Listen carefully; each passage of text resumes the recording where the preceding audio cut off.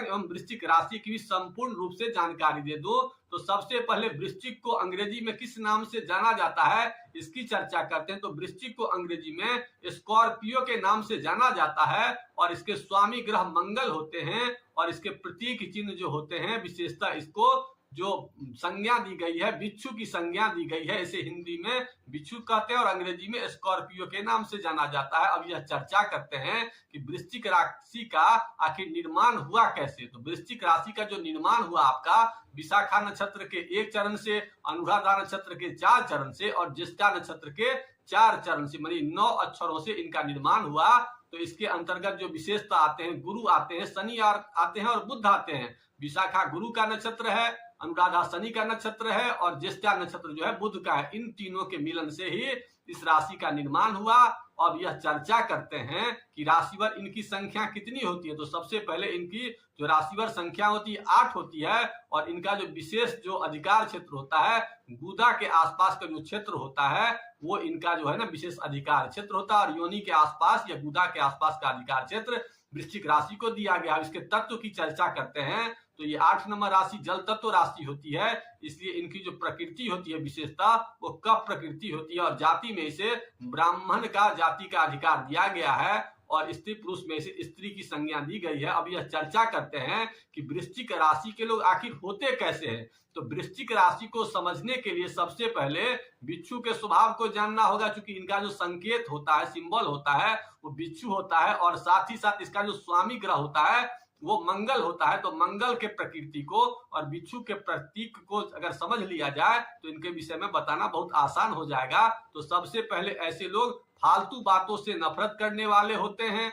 जल्द क्रोधित हो जाते हैं, दूसरों के कार्य क्षेत्र में विशेष रूप से हस्तक्षेप नहीं करते हैं और वैज्ञानिक विश्लेषण करने वाले होते हैं और विशिष्ट पसंद करने वाले होते हैं और दृढ़ निश्चयी होते हैं और दूसरों के बातों से विशेष ये मतलब नहीं रखते हैं और तीव्र क्षमता वाले विस्फोटक होते हैं, इसलिए तुरंत इन्हें गुस्सा हो जाता है। इसके साथ साथ स्पष्टवादी होते हैं, अनुमान लगाने में ये विशेष तौर पर माहिर होते हैं और रहस्यमयी प्रकृति के होते हैं। ऐसे लोग विशेष रूप से महत्वाकांक्षी भी होते हैं और मंगल की राशि होने के कारण ऐसे लोग परिश्रमी भी होते हैं। ये सब गुण इनके अंदर में विशेष रूप से पाया जाता है। साथ ही साथ ऐसे लोग अपने मेहनत से खूब धन को भी कमाते हैं और चूंकि मंगल की राशि होती है इसलिए ऐसे लोग विशेष रूप से साहसी भी होते हैं। अगर इस प्रकार का आपका स्वभाव दिख रहा है तो आप समझ सकते हैं कि आपकी राशि या तो वृश्चिक लग्न हो सकती है या तो आपका राशि वृश्चिक हो सकता है। ये सब गुण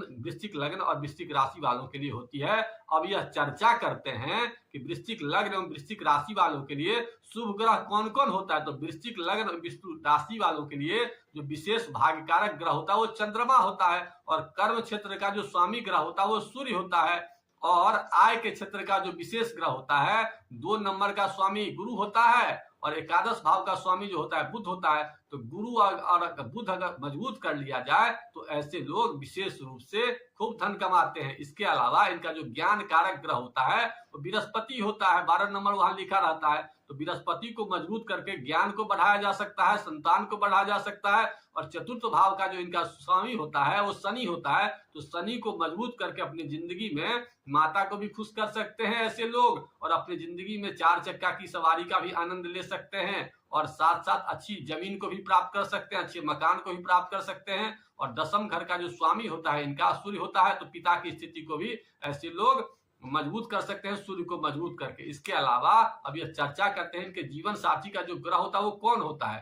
तो इनके जीवन साथी का जो मुख्य ग्रह होता है वो शुक्र होता है, क्योंकि सप्तम भाव का स्वामी इनका शुक्र होता है। तो शुक्र को मजबूत करके ऐसे लोग अपने जीवन साथी को विशेष तौर पर मजबूत कर सकते हैं। अब यह बात करते हैं कि इनके लिए जो मुख्य ग्रह होता है वो तो शुक्र हो गया और उनके इष्ट देव जो होते हैं भगवान विष्णु होते हैं। तो विष्णु भगवान की शरण में जाकर के ऐसे लोग विशेष रूप से अपनी जिंदगी को बदल सकते हैं। लेकिन आगे चर्चा करने से पहले अब यह आप लोगों को एक निवेदन करना चाहूंगा कि हमारे चैनल को अब तक आप लोगों ने सब्सक्राइब नहीं किया तो चैनल को सब्सक्राइब कर लीजिए। और अगर आप लोग ज्योतिष का शिक्षण चाहते हैं या ज्योतिष का पर्सनल एडवाइस चाहते हैं तो नीचे दिए नंबर पर संपर्क करके उस जानकारी को प्राप्त कर सकते हैं। अभी आगे चर्चा करते हैं कि अगर आपकी जन्म कुंडली में आपका मुख्य ग्रह कमजोर है, तो उसके लिए आप लोग क्या क्या कर सकते हैं। तो सबसे पहले आप लोगों को इसके लिए मंगल को मजबूत करने के लिए सबसे पहले आप लोगों को फिजिकल एक्टिविटीज ज्यादा से ज्यादा करने का प्रयास करना होगा और हंसने का खूब प्रयास कीजिए। जितना ज्यादा हंसिएगा उतना ज्यादा आपका मंगल अच्छा होगा। इसके अलावा कभी कभी अगर मौका मिले तो एक्सरसाइज वगैरह भी कर लिया कीजिए। किसी भी प्रकार से फिजिकल एक्टिविटीज करिए, या तो स्पोर्ट्स एक्टिविटीज करिए या नहीं तो एक्सरसाइज करिए, जैसे भी आपको हो, या काम धंधा करिए। तो ऐसे में आप देखेंगे कि आपका मंगल मजबूत हो रहा है। और मंगल को मजबूत करने के लिए, अपने मुख्य ग्रह को मजबूत करने के लिए कभी कभी ब्लड प्यूरिफायर का भी प्रयोग किया कीजिए, जिसके लिए आप गिलोय का प्रयोग कर सकते हैं, नीम का प्रयोग कर सकते हैं। इन पदार्थों का प्रयोग करने से आप देखेंगे कि आपके शरीर में विशेष रूप से जो है शक्ति बढ़ रही है। इसके अलावा कभी कभी आप प्रातः काल वामन क्रिया भी कर लीजिएगा, उल्टी करिएगा, इससे भी मंगल ग्रह मजबूत होंगे। और नमक का और चीनी का प्रयोग, दोनों का प्रयोग संतुलित मात्रा में करना चाहिए। इसके अलावा कभी कभी मिट्टी वगैरह का भी दान कर सकते हैं। मिट्टी वगैरह का दान करेंगे तो इससे भी आपका मंगल ग्रह मजबूत होगा। और साथ ही साथ ऐसे लोगों को 2-3 उपाय और करना चाहिए कि ऐसे लोगों को अपने भाई से, अपने मित्रों से विशेष स्नेह रखना चाहिए। और अगर लगे कि मंगल जन्म कुंडली में बहुत कमजोर है तो ऐसे में कभी कभी ऐसे लोगों को अपने ब्लड का डोनेशन भी करेंगे, तो ब्लड के डोनेशन से भी ऐसे लोगों को विशेष देखते हैं कि तरक्की होती है। इसके अलावा अगर ब्लड डोनेशन में दिक्कत हो तो ऐसे लोगों को मिट्टी का भी दान कर देने से, विशेष रूप से मिट्टी का दिया वगैरह जो है ना किसी को दे सकते हैं, या मिट्टी का कोई विशेष बर्तन होता है, या पैसा रखने वाला जो होता है, या पानी रखने वाला होता है, तो ऐसे लोग अगर मिट्टी के बर्तन का दान कर देते हैं, विशेषतः मंदिर वगैरह में करते हैं, तो विशेष फल होता है। इसके अलावा इनके जो इष्ट होते हैं भगवान विष्णु होते हैं, तो भगवान विष्णु के मंत्र ओम ग्राम ग्रीम ग्रोम स्वाहा गुरुवे नमः स्वाहा का मंत्र अगर जाप करते हैं तो इससे भी इन्हें विशेष ज्ञान की प्राप्ति होती है। और ज्ञान जब ही हो जाएगा तो ऐसे लोगों को विशेष तौर पर मानसिक शांति भी मिलेगी और धन संपदा भी विशेष रूप से बढ़ेगा। इसके अलावा अगर इनके भाग अगर कमजोर हो